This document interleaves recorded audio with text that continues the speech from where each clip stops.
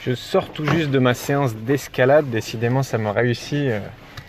Ça me donne de l'inspiration d'aller faire de l'escalade. C'est le deuxième podcast grâce à ça. Et en fait, pendant la séance, je commence à m'échauffer. Je monte 2 ou 3 murs. C'est l'escalade en bloc, c'est-à-dire à l'intérieur, quoi. Donc je monte 2-3 murs faciles. Et puis je m'attaque à un mur un petit peu plus dur. J'essaye une première fois et je tombe. Enfin, en tout cas, je réussis pas le mur, du coup, je me lâche. Et à côté de moi, vient un monsieur qui veut tenter aussi ce mur-là. Et ce monsieur, en fait, il avait qu'un seul bras, ou plutôt, il avait qu'un avant-bras. Il avait, le haut de son bras était là, mais il lui manquait l'avant-bras. Et malgré tout, il faisait de l'escalade. Et donc, ce monsieur s'élance et en fait, du premier coup, il réussit le mur. Je sais pas comment il fait pour se dépatouiller parce que forcément, il a qu'une main. Et donc, il se sert de son bras qui est handicapé pour pousser le mur, mais sans rien attraper forcément, puisqu'il peut attraper aucune prise. Et du premier coup, il réussit ce mur. Et moi, tu vois, j'ai essayé l'heure qui a suivi parce que j'ai un côté assez persévérant et mon ego, il en a pris un coup de me dire ouais, mais vas-y, il faut que je réussisse ce putain de mur. Et ce putain de mur, là, je sors de la salle d'escalade et je ne l'ai pas réussi. Et pourquoi je te raconte tout ça ? C'est que ce monsieur, en fait, il aurait pu se dire déjà ne même pas imaginer pouvoir faire de l'escalade.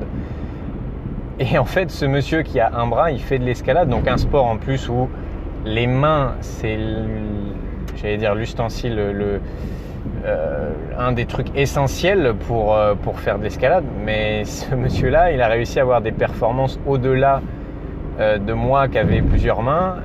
Je me doute qu'il avait de l'expérience et je suis sûr qu'il aurait pu faire des murs encore plus durs.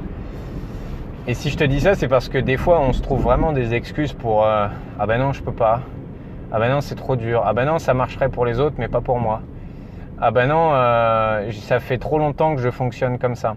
Et c'est pas un jugement quand je dis ça, puisque ça m'est déjà arrivé. Et je sais pas si ça m'arrive toujours maintenant de me dire c'est pas possible, mais en tout cas ça arrive. Et ce monsieur-là, c'est juste l'exemple, en fait, un des nombreux exemples comme quoi tu peux essayer de te trouver des excuses et des machins, mais soit tu trouves des excuses, soit tu trouves des solutions. Mais le truc, c'est que tu peux pas faire les deux. Et donc, soit tu es dans une mentalité de je cherche des excuses qui vont prouver que je ne suis pas capable de faire X, donc des raisons qui vont venir justifier mon incapacité, ou soit tu cherches des solutions.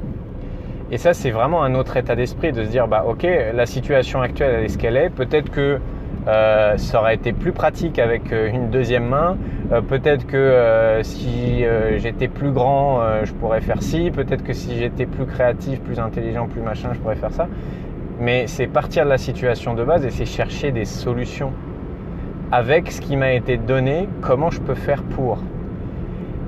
Et quand tu passes de la question pourquoi je peux pas faire ça ou venir justifier ton incapacité à comment je peux faire pour et à chercher des solutions, tu as des trucs comme ça qui se produisent. Tu as des mecs qui traversent la Manche à la nage et ils ont pas de bras, pas de jambes.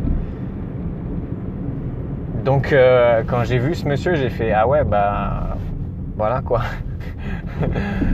Les trucs de non, je peux pas, c'est trop dur, j'ai pas assez ci, j'ai pas assez ça, quand tu vois ça, en fait, juste tu les mets à la poubelle. Et tu vois, c'est pas un podcast pour te dire ouais, il suffit d'y croire pour le pouvoir et fais des efforts et machin, parce que ça marche pas. Et peut-être qu'il y aura des fois où tu essayeras et ça marchera pas, et c'est juste ok que ça marche pas.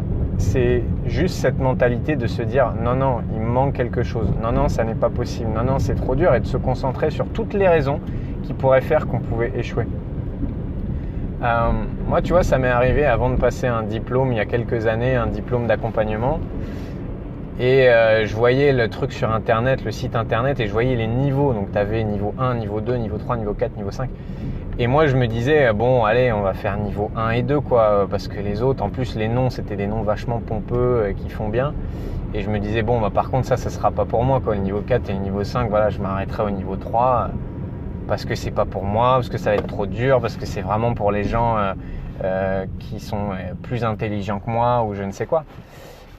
Et ben en fait, 1 an après, j'avais passé tous les niveaux et j'avais réussi cette putain de formation juste parce que je m'étais autorisé à croire que c'était possible et que j'avais arrêté de me trouver des excuses de mais non, mais ceux qui vont réussir, c'est ceux qui sont plus intelligents que moi ou qui ont plus d'expérience que moi ou machin.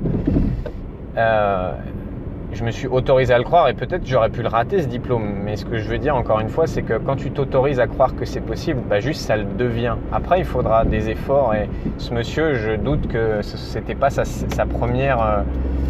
première séance d'escalade et puis il a dû tomber des dizaines et des centaines de fois avant de réussir à pouvoir monter un mur d'escalade. Mais à partir du moment où tu crois que c'est possible, bah juste ça le devient. Voilà.